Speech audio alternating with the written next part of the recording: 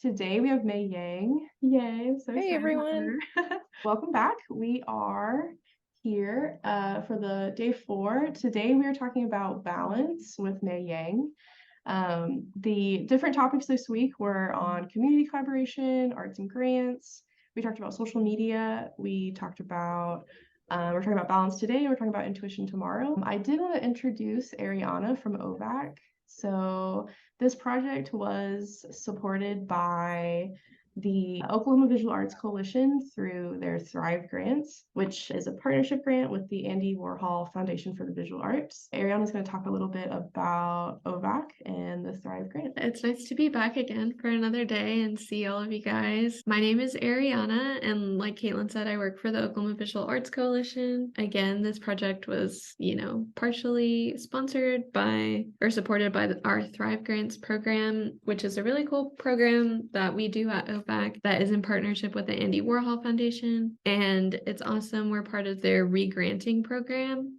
So we're only one organization out of a bunch of different organizations across the country that get funding from the Andy Warhol Foundation, and then we're able to give it back out to our community locally wherever we're based. So our Thrive grants are what we do with that funding from them, and applications are actually open right now if any of you all are interested, and it is grants for visual arts projects up to $10,000. Yeah, if you're interested, I'm going to send my information in the chat.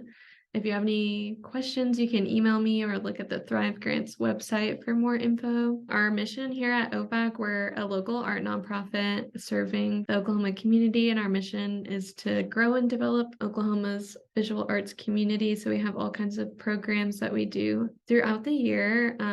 Our next one is our annual Tulsa Art Studio Tour, which we're really excited about. So if you guys want to connect with artists in the Tulsa area, it's a great way to get to actually meet people individually and get to see their process too. So that's one of the exciting things we have coming up. I think that's all I have to say, and I'll turn it back over to Caitlin and May to get started.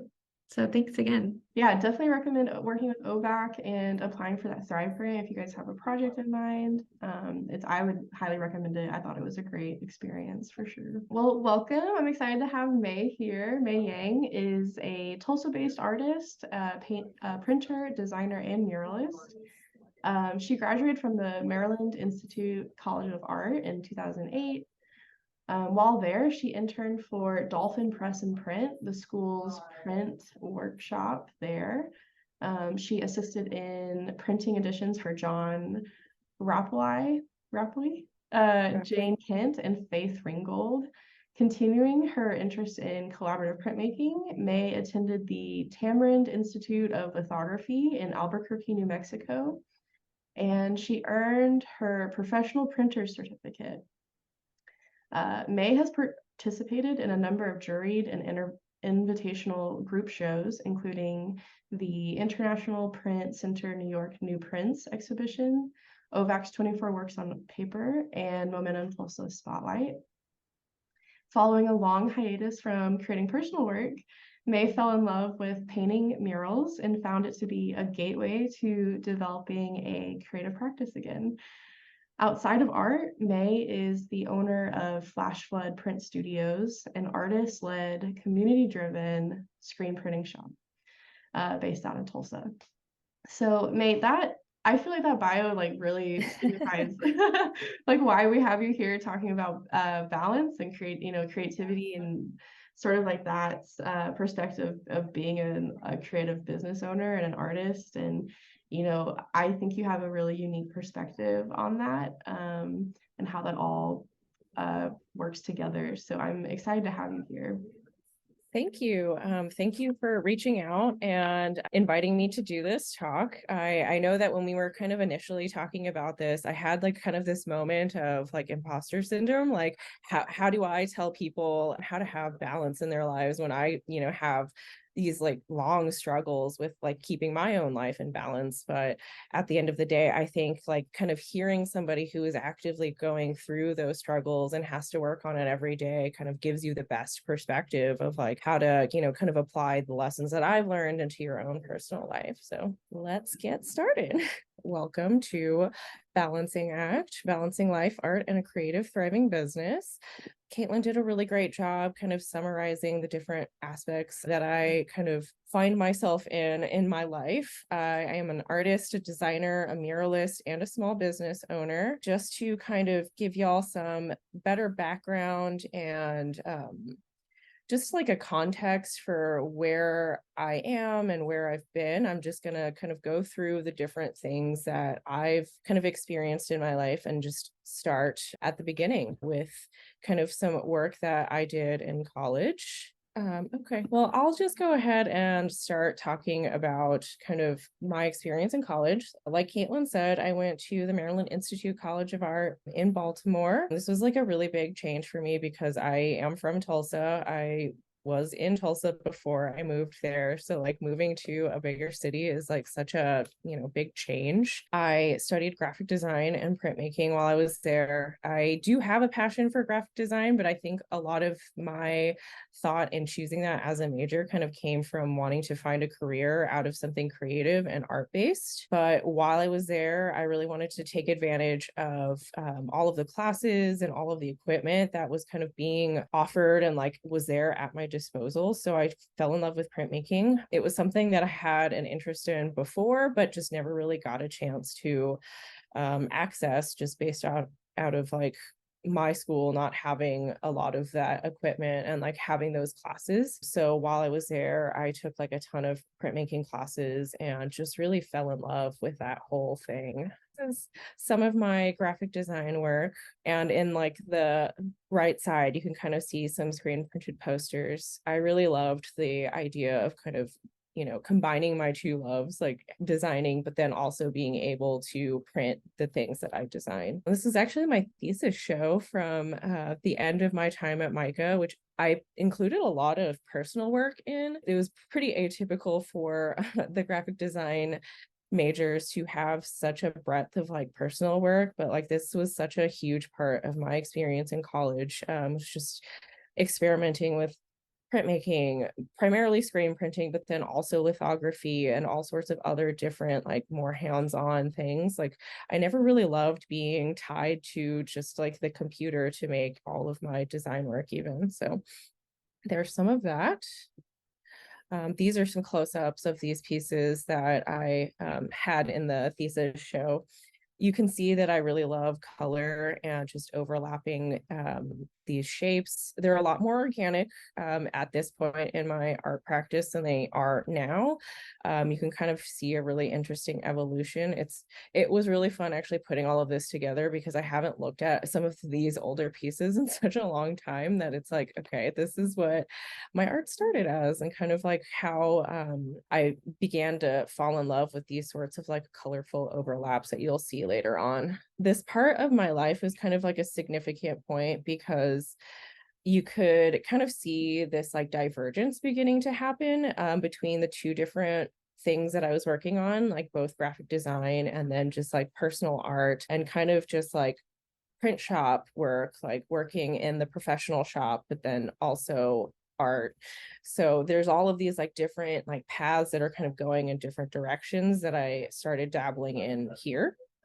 Just more different pieces. When I graduated in 2008, I didn't really know what I wanted to do after college, kind of a common post-college, post-art school sort of life. I ended up staying in Baltimore for the year and finding like odd jobs, freelance jobs. I worked in the illustration department at MICA as an admin for a little bit, like kind of their secretary.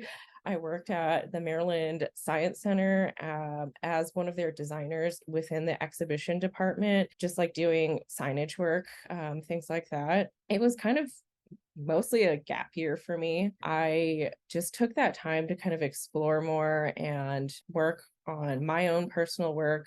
I did TA a couple classes at MICA during that time as well, one of which was like an illustration, but also like collaborative printmaking class where the illustration students got to work with a visiting artist and kind of see that part of it as well.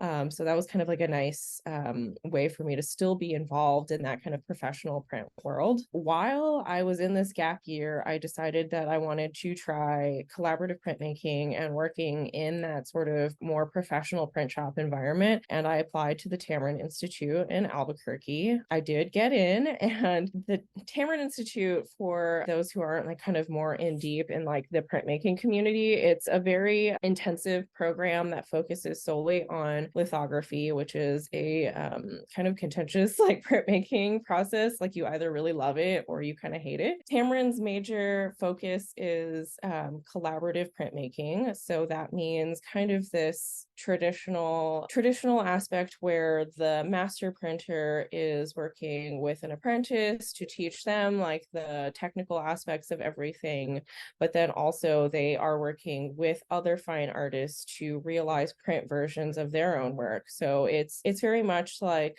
the printer has this very technical knowledge, but they also are artists and can kind of offer that technical knowledge to assist other artists in like realizing their work and like trying to figure out the techniques and the different things that can be done within print. I really enjoyed this time at Tamarind. It was a very interesting experience for me. I did not end up applying to the second year of the Tamarind Institute, which is kind of that more focused, you work on the professional side of the studio. Like they bring in big names like Jim Dine, Kiki Smith, like these like kind of big artists where you're really intimidated to be like working on those actual print pieces. I think part of the reason why I chose not to go down that path was because it was 2010 at that time, and like we're kind of in that recession period. A lot of print shops were closing, and it just seemed like there wasn't a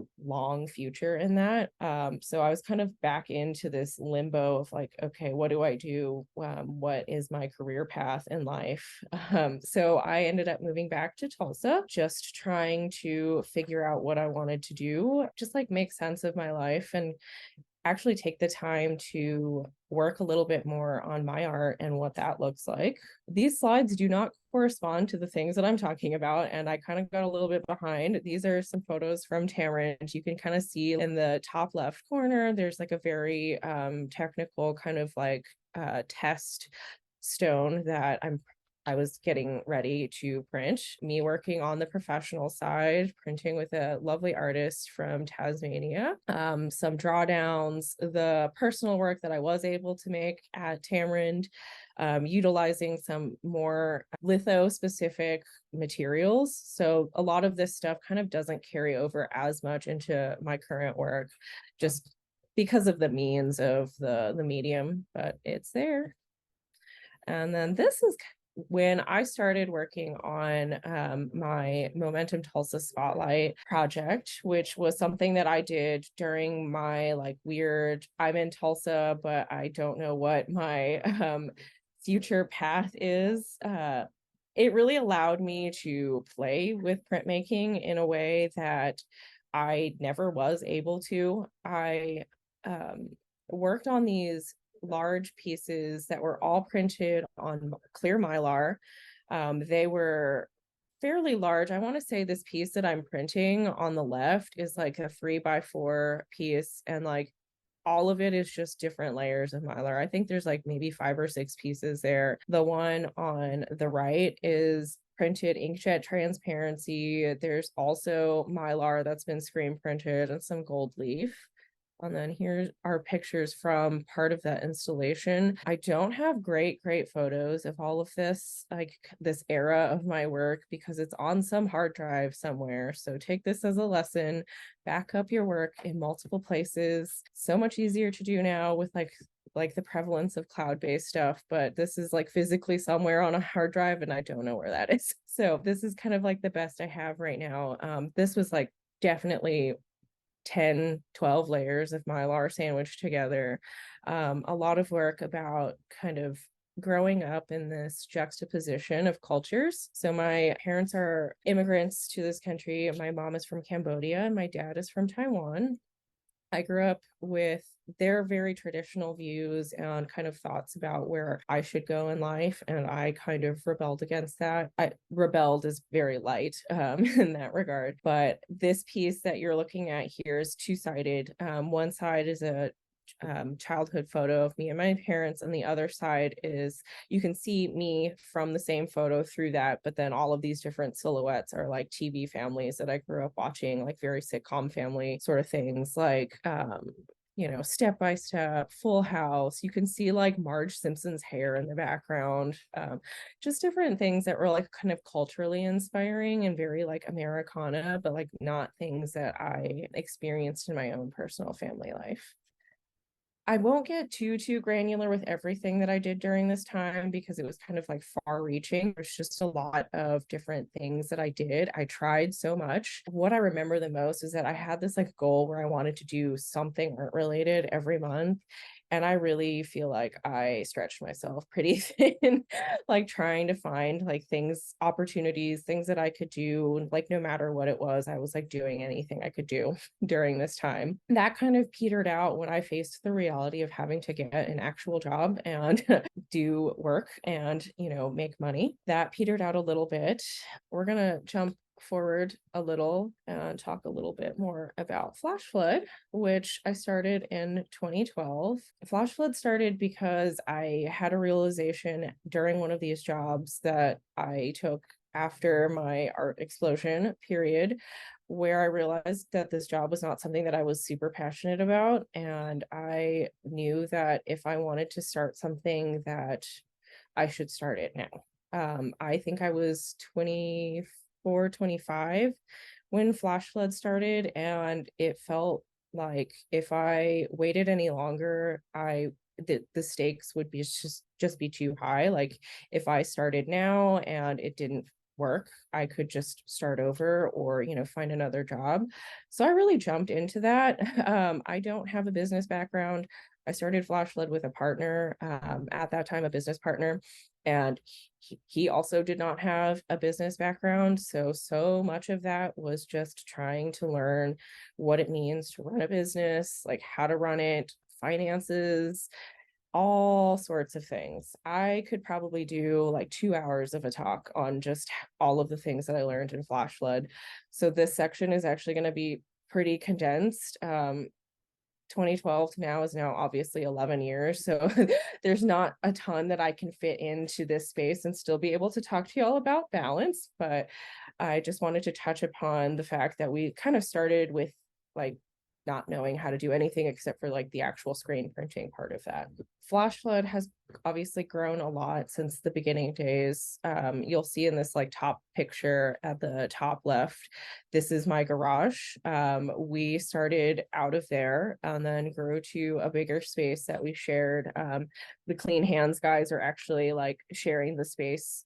You can't see it like in this picture, the top middle, but they're like on the other side of that big open space. That we moved to Kendall Whittier in 2015 and got like a 1,200 square foot space. In 2018, we moved to where we are currently, which is a 4,000 square foot space. So like quite a bit bigger. It's been a slow journey of us like growing and learning and developing this whole studio from scratch.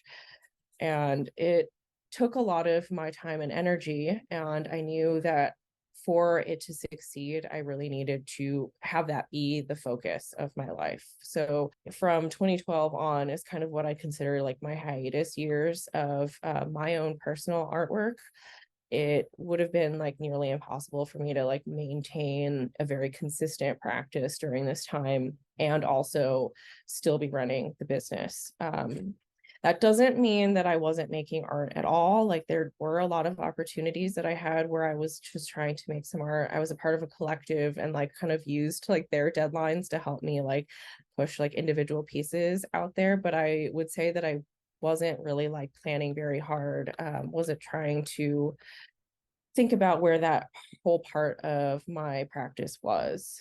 Here's some other lovely pictures throughout Flash Flood history. Things that we've printed for Philbrook, some bands, Crybaby Hill, We like to have a lot of fun here at Flash Flood. This picture at the bottom right is from one of our open houses where we like rebranded as like a burger stand. So lots of that. And this is the team now as it stands. And now we're gonna get to murals as kind of this like entry point to where I got back into making my own artwork. I painted my first mural in 2018. It was actually not that long after we moved into our current studio space for Flash Flood. You're looking at it right here. It's a mural at the gathering place. It might still be there. I'm not sure if they've painted over all of these. They're in the bathrooms, like in that kind of kids area in the gathering place. This was definitely a really eye-opening experience for me because I had this preconceived notion that painting murals was going to be impossible because they're like giant. I don't paint things that are big. Like, how do I take my work that I really spend a lot of time composing on the computer and like a lot of time like trying to figure out exactly where I want all of these elements and all of these exact colors, and how do I put that on this space that's like physically so large. And I learned that this is actually doable. Tackling this was really fun, and the most important takeaway that I had about painting murals is that it gave me a lot of time that I had to dedicate to painting. Like, I had to separate myself from work. I had to be on site. It made me like block off this time, and that was kind of that light bulb moment where I realized, oh, okay, if I really want to reincorporate art into my life, I need to make a conscious effort to make time for it. And that was kind of that big lesson and big takeaway beyond, being physically capable of producing this sort of mural work. Here's a piece that I did for OK Contemporary from the Abstract Remix show. Also a really lovely kind of way to be painting a mural is in a museum. Like, what a great climate controlled space. Walls were prepped. It's beautiful. Plaza Walls, 2021. Mural Fest 66 last year, 2022. And then Sunny Days from 2022. And we're kind of getting more current. So this is like current work that I've been making over the last 2 years. This piece on the left is the first piece that I made for myself in like several years, probably since 2018. If you're not counting like any murals, this is like the first standalone painting. So you can kind of see some of those earlier influences, like the color overlaps, like that printmaking influence, but all of these are painted instead of being printed. Newer work, more newer work. I was able to gather some work and have my first solo show at DNA Galleries for the first time in like 10 years. That was just this February. So these are pieces that were in that show. And now we're kind of getting ready to talk about all of the things that I learned and kind of the areas of balance that I've had to think about, or that I've struggled through between business and art, obviously between flash flood and personal art. For me, this is the area of balance that kind of occupies the majority of my brain space. When you get down to it, both flash flood and creating art, like creating art is a job. So the balance aspect of this is so difficult because whenever you're at work, whenever I'm here at Flash Flood, I'm here like 9 to 5. And then if I want to make art, that's like leaving a full-time job and having to kind of leave that thought and then do another part-time job on top of that. So for me personally, this was a solution that did not happen until like 10 years down the line. And don't let that be discouraging, because I know I just do everything in a very slow and gradual way. So it doesn't always have to take 10 years for you to find balance, but it was kind of a struggle for me. The best solution that works for me is to just dedicate a day to making personal work and to have the rest of that time be for flash flood. So right now, and something that I started last year was that Monday through Thursday, 9 to 5, I'm at flash flood. Fridays I'm off. It's taken me a long time to find the stability at the business to actually take that day off, but that day is now mine. I usually use it to create work or sketch or do something inspirational to my work, or answer art related emails or apply for mural festivals, that sort of a thing. I know that that kind of rigidity doesn't work for everyone because schedules can be really hard, but it was kind of a way that had to work for me, even if it's just like an hour a day that you could dedicate to art, like kind of setting aside and knowing that you want to put that hour towards your artwork should make a huge difference at, the end of the year. Like that's 52 hours that you could put on art that you didn't normally have there. One area of balance that I find to be really interesting for me in particular, just because I do so many different things, is kind of balancing those different creative outlets. So, balancing art and design was something that I struggled with a lot in college. And I don't know if it's even truly necessary for me to have made that distinction, because I know a lot of people that do like design related work that is very similar to their own personal artwork. Shout out to Sarah Sullivan Sherrod for making like such crazy good design work that looks and feels so much like her own personal work. I have a really hard time doing that. So for me, it still kind of is two separate spheres. Design work for me is right now is more on the rare side because I have the privilege of being able to choose whether or not I want to take on design projects. Because flash flood is a thriving entity now, like it's not something that I need to survive. So I usually only choose design work that comes through flash flood or that comes directly to me if it is something that is very much like within my wheelhouse or something that really like sparks a great idea or something that I'm passionate about.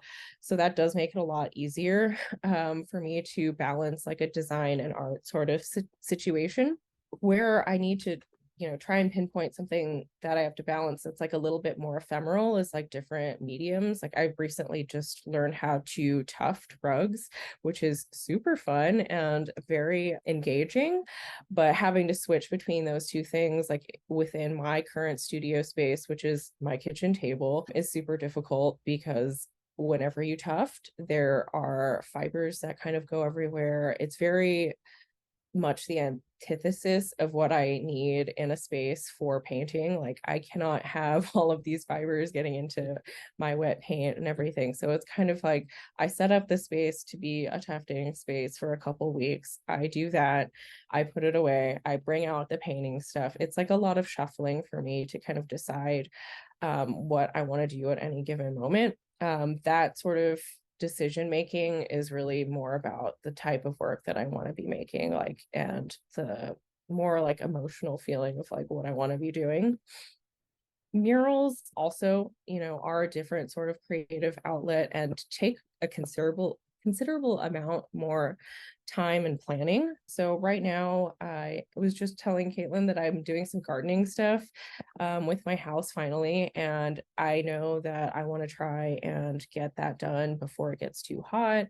And that did kind of influence my decision not to apply for like certain mural fests that were like taking place around this time. So like that sort of planning is considered balance as well. Balance between work and life is necessary for everyone, but especially necessary for somebody who's a small business owner. And this is something that I've had to learn the hard way over a long time, is that you have to be very protective of your own personal time and space. Right now, I don't work after 5. I don't bring my computer home most of the days that I am working at flash flood. So like at 5, like the laptop stays here. I don't look at email. If I get a work related text, I usually tell somebody that I will have to get back to them whenever I'm, at work and at my computer. That boundary was not easy to maintain in the beginning, and it is a very slippery slope to be working like 24 hours a day if you don't create that boundary. Now I just don't give people my personal number and they will have to reach me at work. The other element of this that I wanted to call out was that we have a we're in a society that really seems to want to make everybody's hobbies into like a hustle or a job or a career. And it's okay to just have your hobbies be hobbies. Let's just, make that not something that anybody needs to worry about.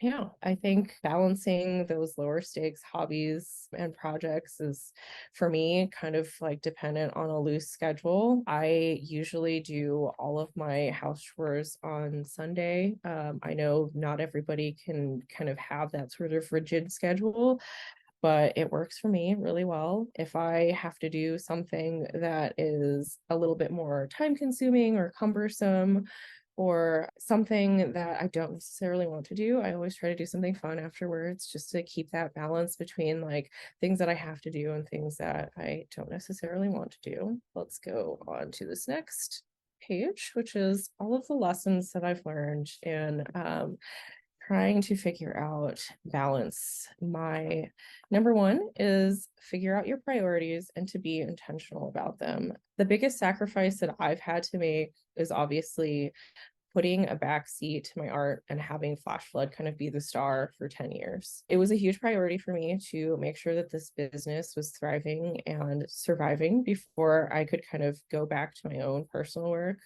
And it really wasn't an easy choice for me. There's a lot that as artists, like we put a lot of ourselves into our work, and it can be really easy to put your self-worth into the amount that you're producing. So this was kind of an existential crisis that I had like many times over the 10 years. Like, am I quitting art? Like, what does this mean? Like, who am I now? Am I a business person?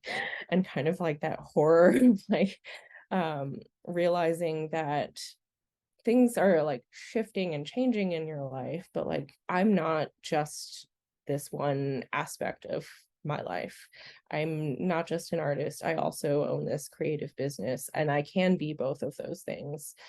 So there are some times where you will have some crises about your priorities, but whenever you do kind of figure out what your priorities and are intentional about what those are, you're kind of better able to decide like what it is you want to do at any given moment. Number two is also something that I've had to learn, that your priorities can change. You as a person will change over several years, and the person that I am now was definitely not the person that I was 10 years ago. One example from my own life is that 10 years ago, if you had told me that I would be making time and going to bed early and waking up early to run, I would have laughed in your face. But it is a big priority for me now and like a huge anxiety reducer for me. So don't always feel like you have to be the same person forever and ever. Your priorities will shift, and that's okay. What is your capacity? Essentially, be realistic with yourself about what you can accomplish in a given time, in a given day, in a given week. We all have the same amount of time every day.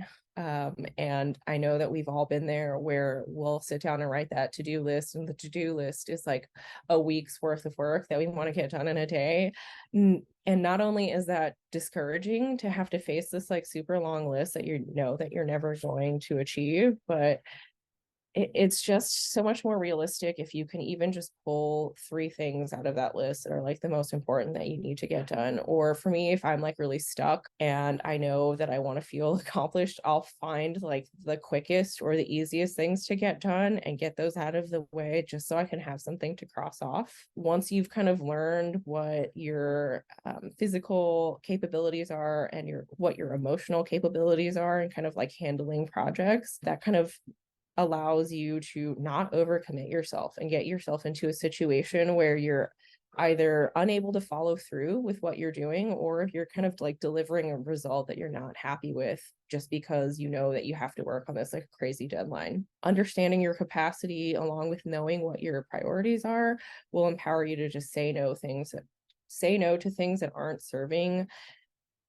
you, like mentally, financially, spiritually. That is a huge thing that I learned, and I actually feel like I learned a lot of that during the pandemic. Just kind of being stuck and not being able to do anything. Like obviously everybody went through a very emotional time during that, but like being able to prioritize, oh, like I emotionally cannot handle this right now. This is not for me. And being able to, tell people, no, I can't do that right now is really, really great. One thing that I am consistently always working on is not feeling guilty about taking time for myself. If you ask my partner, he'll tell you that like the hardest thing for me to do is to relax on the weekend. I'm always like trying to invent like housework or something instead of just being able to sit. And that is like a constant thing that I'm trying to do. I think having gone to art school and kind of had this experience where everybody was just hustling all the time. Like we would have like work parties where we would stay up until like 4 a.m. just like painting together, and kind of leaving that mentality. That's kind of what spurred me into that like really intense period of like making art and trying to overcommit to like different events and things. So that was like a bit of unlearning that I had to do as well. Additionally, having like strict Asian parents, like they'll make you feel guilty about not doing work. They were very work oriented, and like all throughout my life, whenever they weren't retired, they were like working, like 10-12 hour days all the time. So like having that is also something that I had to unlearn. And even from the business perspective, there's such like a hustle culture and people that are entrepreneurs that just tell you to feel bad if you're not working 24/7. And you need to take that thought and just shove it somewhere else. Take time for yourself, rest, prioritize rest. It feels great. You can't be working at 100% if you aren't resting. It's going to take time for you to get there, which is our last point. Balance is a practice. It's not just a singular destination. Like you're not going to one day achieve balance and then never have to think about it ever again. It's something that I work on all the time, and that I know that I'm going to have to continue to work on as like things within my life kind of change and shift. Yeah. And that's all I got. Yay, awesome. Thank you so much, May. So we did have a few questions that came up through the discussion. First question was from Jasmine, and it was about your work. Do you hold on to any of your older pieces? Do you still have any of those from the college or? I do. They are all in a flat file somewhere in my parents' house. I'm sure I need to just go back there and grab all of it and like look through it. Like even pieces that I've like traded with other art students from like college. I have a bunch of those that I want to look at. And like I'm sure I've like forgotten about so many things, but I am kind of a little bit of a hoarder, and like I love to keep all of my stuff. Like I have a hard time painting over things because I like the record of having like been in this one part of my life, and like having that piece that represents that. So you do hold on to them. Oh yeah. So do you ever, one thing that Krista had mentioned in a previous art talk was like she would go back and like rework old pieces. Do you ever do that at all? Or you preserve No, them? I so envy both Krista and Sarah Sullivan, because they're able to go into these older pieces and work on them. I've only like ever painted over one thing, Oh wow. which seems like really crazy to think about because I have so much work. But yeah, I'm a little bit of like a pack rat in that case. We had another question too that's more sort of like studio opportunity related. It was about the gathering place opportunity Mhm. and how that sort of came to you, especially since it seemed like almost like a breakthrough thing Yeah, for you. I think I was actually really lucky to get that opportunity because it was something that the Gathering Place was working with Clean Hands on, and because I had shared that studio space with Clean Hands, and they were really already like kind of aware of the work that I made, they were actually very persistent in trying to get me to paint at Habit for like years before I ever painted any sort of mural. So like I do owe them a little bit in like kind of opening that door for me, and then making it like seem that it more doable than what my, you know, capacity thought at that point. So that was kind of like a networking sort of thing. Yeah, so back to those relationships, really. Because you were at that point where you had been before, yeah, Flash Flood, that first studio was with them, right? Next to them.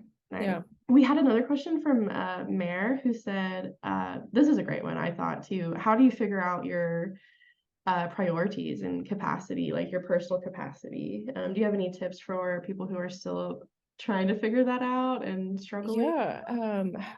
So what I have done in the past is really just try to make a bunch of lists. I journal a lot, and I try to write about the things that feel very like weighty to me, both emotionally, financially. I mean, there's obviously all sorts of things that you have to consider when you're considering your priorities. For me, flash flood was a big priority for me because I think after the first 2 years, I stopped my part-time job. So like flash flood was like the way I was making money. So that was like the big decision for me, on why I needed to make sure that this was successful, you know, just a survival sort of thing. It is a little bit harder to kind of figure out what your priorities are, like in terms of other less, you know, like life changing sort of things. But sometimes for me, like I knew I had to revisit art because I was having all of these ideas and all of these thoughts like every day, and like they weren't being realized, and it was just this like kind of hole that I needed to fill. I don't know if that fully answered the question. It's kind of like a lot of self-exploration and like thinking about what you want to do and where you see yourself going.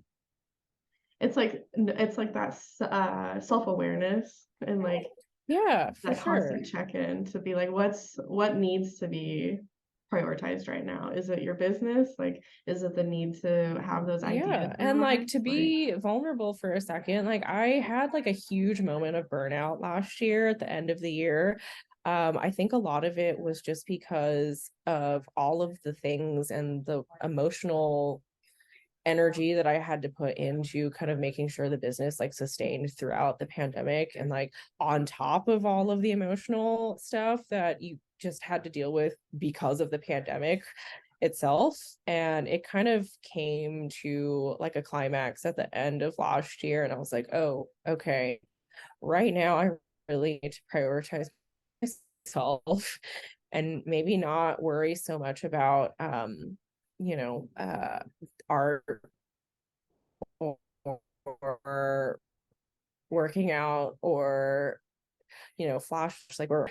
So just having those moments where you're like, okay, I'm aware that I need this. mm, yeah, listening. I feel like I that's something I'm going to teach a little bit more about tomorrow too, is like how to listen and like trust that nudge uh from yourself. So I definitely, yeah, echo that feeling. Are there any other questions from our chat? Someone asked about what is Flash Flood, and it's a print studio that May created in Tulsa. Um, yeah, if there are any other questions, lots of love in the chat for you, May. Oh, thank you. Yeah, yeah, it was a great session. So yeah, if anyone has any other questions, you're feel welcome to say them yourself or to pop them into the chat, whatever you feel most comfortable with. Perfect. Yeah, we have just a few minutes left. This was a great time. Yeah, everyone's saying thank you. Kelly Queen says Yeah. thank you so much.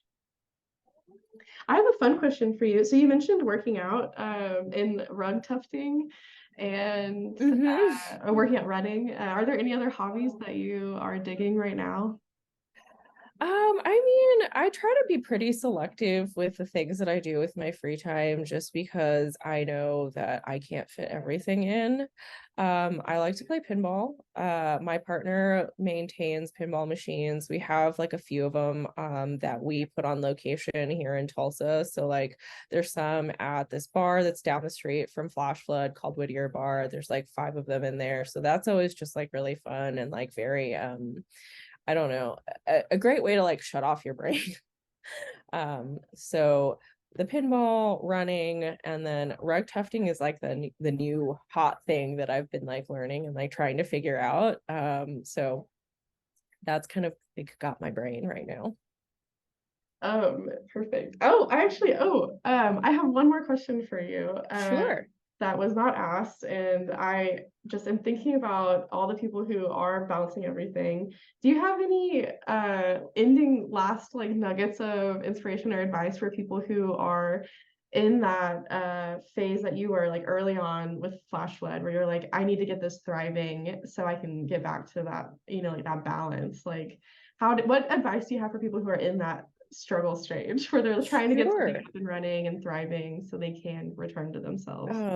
One of the things that I feel was very helpful to me was to kind of take advantage of the community around me. I think here in Tulsa, and I'm sure in Oklahoma City, it's kind of similar. I happened to know so many people who had started their own businesses, and like there's just such a like nice culture of people that want to do something and then try to do it. I asked so many questions to so many different people that I like just liked their business. Mary Beth Babcock, who owns Buck Adams, she had originally owned this space called Dwelling Spaces that sold a lot of like local shirts, local art. I had so many coffees with Mary Beth to ask her just like, how do you do this? Like what do you do here? Like what's worked for you? And like just kind of tapping those out and then also being willing to share that information with somebody else later on and down the line, like when you do know it, like it's been so helpful to me just like to take advantage of the community like that is actually very willing to help, So ask leaning on lots the of questions. Yeah. yeah, leaning on the support for sure. I think you're a great example of that Thank too. you. And you're like the support you offer for artists who work with you and the artists in the community who may collaborate with Flash Flood. I think you definitely offer that example.